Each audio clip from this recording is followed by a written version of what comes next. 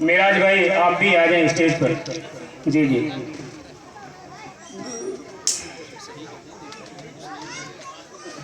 حاجی مرتضیٰ صاحب کوڑھن پور، حاجی صاحب آپ برکت والا ہاتھ لگانے.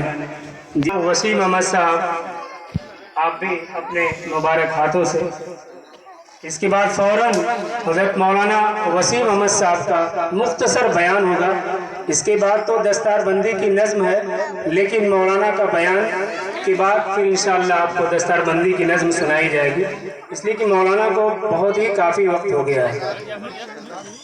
بڑی مبارک محفل ہے. آپ اس وقت ان بچوں کی زیارت کر کے جو دعا مانگیں گے انشاءاللہ وہ دعا قبول کی جائے گی. یہ ہمارے والد صاحب ہیں، اپنے پوتے کی دستار بندی کی خوشی میں ابو حذیفہ سلموں کی خوشی میں 2000 روپیہ مدرسے کو دیا. ہاں دے دیں. قرآن شریف بھی ان بچوں کو پکڑا دیں.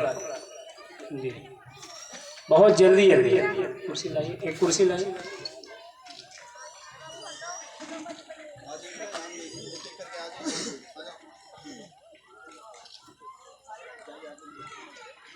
یہ دیکھیے گڈو بھائی ہیں چریا کو، حاجی علی اکبر صاحب مرحوم، بڑی ہی اونچی شخصیت تھی، بڑے ہی نیک تھے.